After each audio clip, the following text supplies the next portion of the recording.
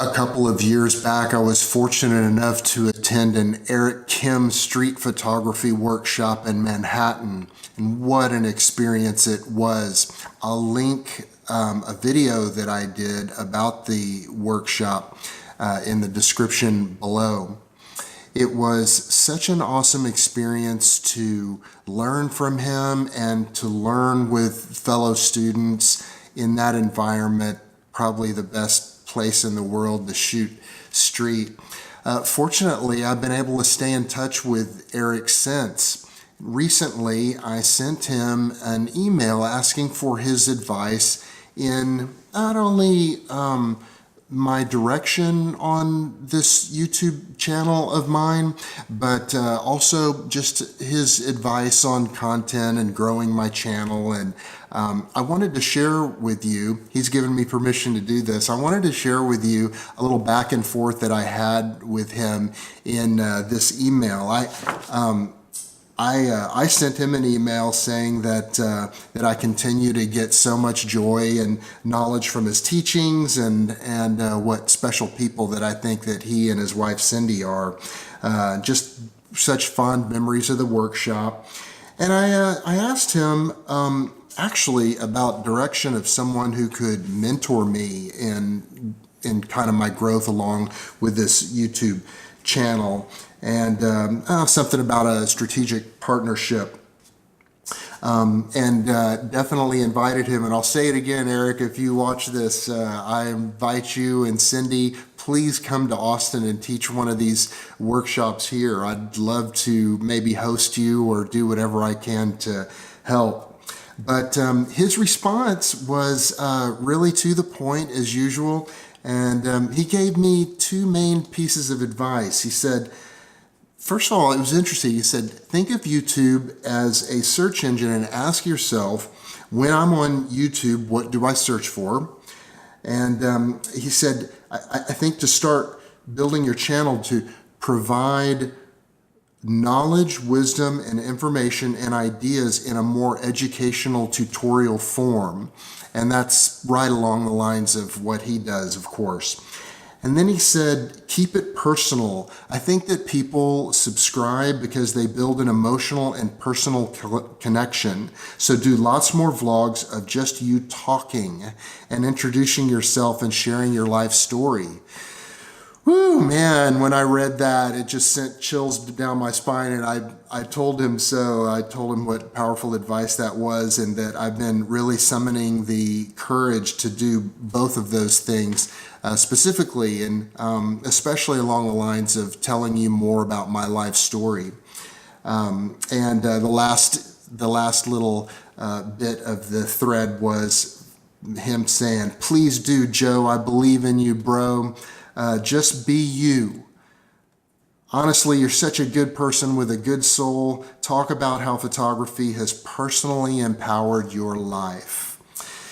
So that left me with lots to ponder, and I've needed a few weeks to kind of process what he said, and so I've decided, and I'm sharing this with you publicly, I've decided that I'm going to do a 7-day, let's call it a 7-day content challenge with myself. I'm going to put out a video. This is video number 1. It's a Wednesday today. I'm going to put out a video every day.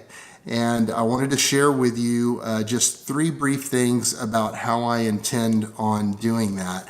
So number 1, I'm going to keep it simple. Definitely keeping the message simple. So like Eric's advice about just putting myself in front of the camera and talking about my life story and how photography has blessed me on my journey. I want to do that. I want to do it more extemporaneously and without a lot of kind of add-on, whether it be B-rolls or just complicated productions. Second way I intend on being able to do this and to live life at the same time is keeping it simple with gear. Some of you may have seen some of the videos that I've recently done about shuffling gear back and forth and settling on a sort of set it and forget it camera setup. So let me show you the setup that I'm using right now. Let's see if I can focus on that. All right, so what I'm looking at now is the Sony a6400, little shotgun mic on the side, and the Sigma 16 millimeter lens attached to it. I've got it on this little tabletop tripod. And so, for instance, I'm tempted to, I want to take my new little a6400 out on the streets and do some street shooting with it. No, I have a, probably one of the best cameras ever made upstairs, my A7 R3, that I can do all the street shooting that I want to with that camera. I'm not going to be doing it with this camera because I am going to keep this setup together and not bust it apart and change my settings and take things. I have an ND filter on the front of this. I don't want to remove that ND filter and go back and forth. I want a setup here that I can just put wherever I want to put it, hit the record button and go. I even tried, I know that the quality with a lav mic is better than with a shotgun mic. And earlier today, I was setting that up, fiddling with it, and I just realized that's going to slow me down. So I've been doing my best to remove every obstacle between me and creating content, getting in front of the camera and delivering a message. So keeping it simple as far as gear goes too. And then finally, like I kind of mentioned earlier, keeping it simple in terms of my editing. I was watching Casey Neistat actively while he was doing his daily vlogs years back, and oh my gosh, the productions that guy would create day in and day out. That's not what I'm going for over the next 7 days. I'm just going for short, succinct messages, and some of the other things that I do that are sort of more elaborate productions, there will be a time and a place for that, but this will be more, like I say, just sort of extemporaneous messages. And the second thing that I'm doing to enable me to stick with this plan is to stay accountable. Hi, Taylor. Thank you very much for this idea. I met with a young woman named Taylor earlier today that's been helping me out for months with my social media and business direction. And we came up with this plan together. So I'm accountable to her. I'm meeting with her again next Wednesday. And by that time, I will have had my 7th video done. And secondly, I'm staying accountable to you. I kind of have butterflies in my stomach right now because I know that you guys are going to hold me to it. So you do that. Don't, rain or shine, sick or feeling good, whatever, feeling high, feeling low.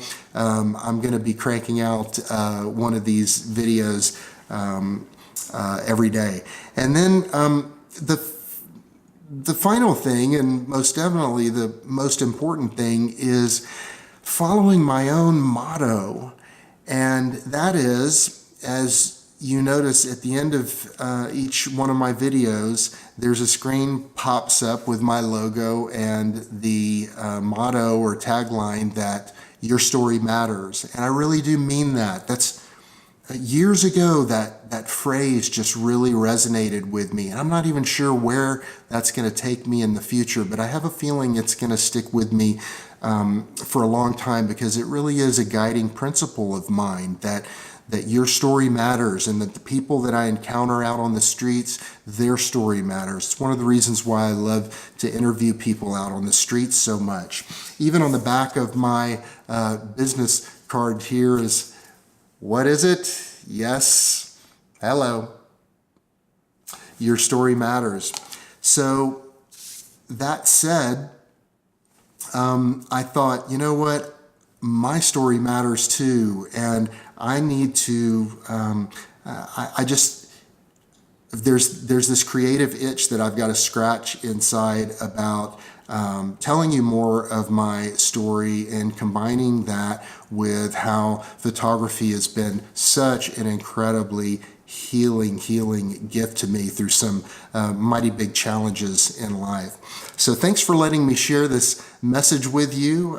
Looking forward to seeing what unfolds. I really don't have a lot of plans for these. I'll probably change up the environment, change up the message, but one thing's for sure, I'll see you tomorrow.